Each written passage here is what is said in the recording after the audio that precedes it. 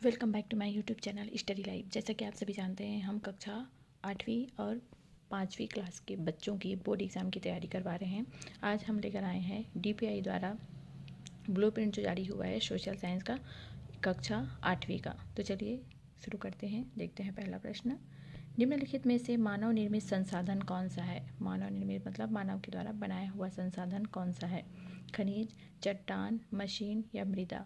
तो खनिज जो है वो प्राकृतिक संसाधन है, चट्टान भी प्राकृतिक संसाधन है, मृदा मतलब मिट्टी भी प्राकृतिक संसाधन है। लेकिन मशीन ऐसा है जिसे मानव ने बनाया है, तो वो कहलाएगा मानव निर्मित संसाधन। Option number C. काला सोना किसे कहा जाता है? काला सोना, ब्लैक गोल्ड, सोना को, कोयला, लोहा, पेट्रोलियम। तो काला सोना कहा जाता है पेट्रोलियम को। संयुक्त राष्ट्र संघ का मुख्यालय कहाँ स्थित है? Washington, New York, Delhi, Calcutta. तो संयुक्त राष्ट्र संघ का मुख्यालय है न्यूयॉर्क में। बच्चों के साथ गलत व्यवहार होने पर बच्चे किस नंबर पर शिकायत कर सकते हैं? चाइल्ड हेल्पलाइन नंबर जिसे कहा जाता है वो है 1098। ऑप्शन नंबर अ। संविधान सभा के अध्यक्ष कौन थे? जब संविधान सभा बनी उस समय उसके अध्यक्ष कौन थे? तो उसके अध्यक्ष थे डॉक्टर राजेंद्र प्रसाद, जो भारत के प्रथम राष्ट्रपति भी बने। नेक्स्ट है, वंदे मातरम के रचयिता कौन थे? तो वंदे मातरम के रचयिता थे श्री बंकिम चंद्र चट्टोपाध्याय। उसी प्रकार से अगर पूछा जाए राष्ट्रगान के रचयिता, तो वो है रविंद्रनाथ टैगोर। भारत का मैनचेस्टर किस शहर को कहा जाता है? तो भारत का मैनचेस्टर कहा जाता है सूरत को। यूरोप से भारत पहुंचने के लिए समुद्री मार्ग की खोज किसने की थी? Columbus, Martin Luther, Vasco D gamma या फिर कोपरनिकस। तो यूरोप से भारत पहुंचने के समुद्री मार्ग की खोज की थी वास्को डी गामा ने। 1498 में केरल के कालीकट नामक स्थान पर वो पहुंचा था। आय व्यय का लेखा जोखा क्या कहलाता है? तो आय व्यय का लेखा जोखा कहलाता है बजट। स्थायी बंदोबस्त किसने लागू किया था? स्थायी बंदोबस्त लागू किया था लॉर्ड कॉर्नवालिस ने। डलहौजी हड़प नीति के लिए जाना जाता है। रिक्त स्थानों की पूर्ति कीजिए। दिल्ली के अंतिम बादशाह बहादुर शाह जफर थे। खालिस्तान को भारत का लौह पुरुष कहा जाता है। सरदार वल्लभ भाई पटेल को भारत का लौह पुरुष कहा जाता है। पुलिस नियंत्रण का फ़ोन नंबर है 100। पटसन को खालिस्तान भी कहा जाता है, तो पटसन या उसे कहते हैं जूट को सुनहरा रेशा भी कहा जाता है। खालिस्तान उद्योग विश्व के प्राचीनतम उद्योगों में से एक है। तो सूती वस्त्र उद्योग विश्व के प्राचीनतम उद्योगों में से एक है। अब नेक्स्ट आता है अति लघुत्तरी प्रश्न। आयकर किसे कहते हैं? तो आयकर सरकार द्वारा व्यक्ति की आय, जिसे आमदनी भी कहते हैं, उस पर लगाए जाने वाले कर को कहा जाता है आयकर। सतनाम पंथ के 2 सिद्धांतों को लिखिए। पहला है, सत्य को ईश्वर का रूप मानते हैं और सभी जाति धर्म समान है। किसी भी धर्म या किसी भी जाति को ऊपर या नीचे या छोटा है या बड़ा है ऐसा नहीं मानते। संविधान से प्राप्त किन्हीं 4 मौलिक अधिकारों के नाम लिखिए। तो संविधान में हमें 6 मौलिक अधिकार दिए गए हैं। समानता का अधिकार, स्वतंत्रता का अधिकार, शोषण के विरुद्ध अधिकार, धार्मिक स्वतंत्रता का अधिकार, शिक्षा एवं संस्कृति का अधिकार और संवैधानिक उपचारों का अधिकार। इसमें से आप कोई भी 4 लिख सकते हैं। ये प्रश्न जो है एग्जाम में अधिकतर आता है। नेक्स्ट है, हमें न्यायालयों की आवश्यकता क्यों पड़ती है? तो किसी भी प्रकार के विवाद से निपटने, आपराधिक जन्य मामलों और अनेक प्रकार के न्याय पाने के लिए हमें न्यायालय की आवश्यकता होती है। आप दूसरे लोगों के गंदे व्यवहार और हरकतों से बचने के लिए कौन से 4 काम करेंगे? तो चिल्लाओ, हटाओ, दूर जाओ और बताओ। यदि समाज में कोई नियम या कानून न हो तो क्या होगा? यदि समाज में कोई नियम या कानून न हो तो समाज में अराजकता की भावना उत्पन्न होगी, समाज में शांति और एकता कायम नहीं रहेगी। छत्तीसगढ़ राज्य को छत्तीसगढ़ क्यों कहा जाता है? क्योंकि उस समय रतनपुर राज्य में 18 गढ़ और रायपुर राज्य में 18 गढ़ थे, दोनों को मिला के हुआ छत्तीसगढ़, जिससे छत्तीसगढ़ का नाम पड़ा छत्तीसगढ़। घर पर ऊर्जा बचाने के कोई 3 तरीके लिखे। घर पर हम ऊर्जा कैसे बचा सकते हैं? तो सूर्य की रोशनी का अधिक प्रयोग घर में करके, सौर ऊर्जा का प्रयोग करके, सोलर कुकर का प्रयोग करके, और भी आप अपने अकॉर्डिंग लिख सकते हैं।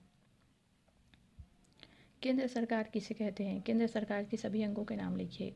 पूरे देश के लिए कई विषयों पर जो कानून बनाती है उसे कहते हैं केंद्र सरकार। और राज्य, जो राज्य से संबंधित कानून बनाती है वो कहलाती है राज्य सरकार। तो केंद्र सरकार के 3 अंग हैं, व्यवस्थापिका, कार्यपालिका और न्यायपालिका। मिट्टी को उपजाऊ बनाने के कोई 3 तरीके लिखे। मिट्टी को हम कैसे उपजाऊ बना सकते हैं? तो जैविक खाद का अधिक उपयोग करना चाहिए। फसल चक्र अपनाना चाहिए। फसल चक्र मतलब जैसे धान बोलिए, उसके बाद फिर गेहूँ या गेहूँ के बाद चना, फसल को बदल बदल कर बोना चाहिए। सिंचाई की उचित व्यवस्था करनी चाहिए जिससे मिट्टी की उपजाऊपन जो है वो बढ़ती है। संविधान से आप क्या समझते हैं? तो संविधान नियमों का वह संकलन है जो भारत देश की व्यवस्था की रूपरेखा और जिसमें हमारे समाज की आदर्श लिखित हैं। मध्यम वर्ग आधुनिक सामाजिक व्यवस्था की रीढ़ बन गया है, क्यों? व्यापारियों से संबंधित अनेक व्यवसायों की वृद्धि के लिए समाज में बैंकर, दलाल, लिपिक, हिसाब लिखने वाले जैसे व्यावसायिकों और वर्ग अस्तित्व में आया जिससे मध्यम वर्ग कहा गया, जिससे रूढ़ियों और परंपराओं के बंधन में जकड़ा हुआ नहीं था। यह वर्ग नवीन बातों को जानने के लिए उत्सुक था, इसलिए वो मध्यम वर्ग जो है आधुनिक सामाजिक व्यवस्था की रीढ़ बन गया। गुट निरपेक्षता नीति से क्या आशय है? तो गुट निरपेक्ष नीति से तात्पर्य अंतर्राष्ट्रीय मामलों यानी अन्य देशों के साथ संबंध निष्पक्ष रूप से विचार कर निर्णय लेने से है।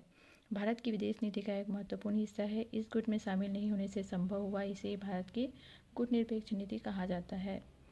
नेक्स्ट है मृदा परिच्छेदिका का नामांकित चित्र बनाइए। इस प्रकार से आपको मृदा परिच्छेदिका का नामांकित चित्र बनाना है। सबसे ऊपर है ह्यूमस और वनस्पति के साथ ऊपरी मृदा, फिर है बालू, गाद, क्ले के साथ उपमृदा, अपक्षयी चट्टानी पदार्थ और नीचे है जनक चट्टानी। नेक्स्ट है बेटी बचाओ बेटी पढ़ाओ स्लोगन पर अपने विचार लिखिए। तो भ्रूण हत्या या बालिका वध के विरोध में नारी शिक्षा को बढ़ावा देने के लिए बेटी बचाओ बेटी पढ़ाओ और समाज की मुख्य धारा से बालिकाओं को, स्त्रियों को जोड़ने के लिए बेटी बचाओ बेटी पढ़ाओ स्लोगन लिया गया है और इस पर आप अपने अकॉर्डिंग और भी लिख सकते हैं।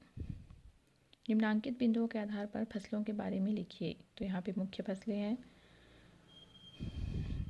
उसके बाद है जैसे मुख्य फसलें हैं गेहूँ, है ना, उसके बाद है खरीफ।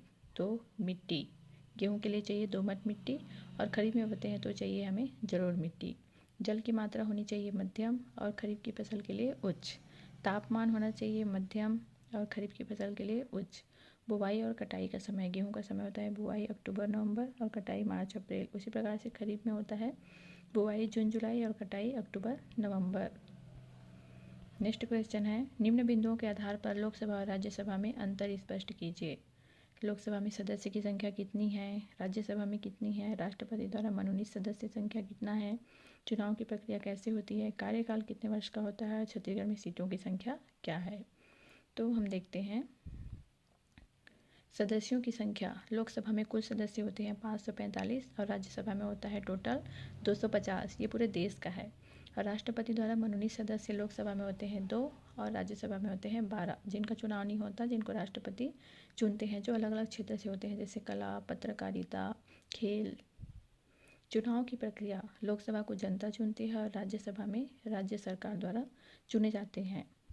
कार्यकाल होता है लोकसभा का 5 वर्ष और राज्यसभा का 6 वर्ष। छत्तीसगढ़ में लोकसभा की सीटें हैं 11 और राज्यसभा की सीटें हैं 5 और विधानसभा सीट है 90।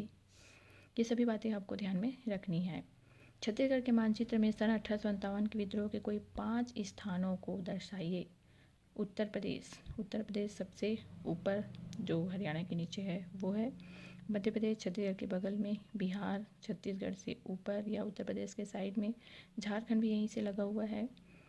उसके बाद है दिल्ली हरियाणा के बगल में और पश्चिम बंगाल है इधर। इस प्रकार से आपको भारत के नक्शे में भी दर्शाने आना चाहिए। बायोगैस संयंत्र का नामांकित चित्र बनाना है। इसी प्रकार से जनसंख्या वितरण से आप क्या समझते हैं? जनसंख्या वितरण को भौगोलिक कारकों का वर्णन कीजिए। इस प्रकार से आपको इन प्रश्नों की तैयारी जो है करनी है। भौगोलिक कारक जैसे स्थलाकृति, जलवायु, मृदा, जल, खनिज, या फिर अथवा है सूचना के अधिकार के अंतर्गत जानकारी प्राप्त करने की विधि का वर्णन कीजिए। नेक्स्ट है निम्नलिखित पर संक्षिप्त टिप्पणी लिखिए। डलहौजी की हड़प नीति, सहायक संधि या फिर द्वैत शासन। इस प्रकार से आपको प्रश्नों की तैयारी करना है। धन्यवाद।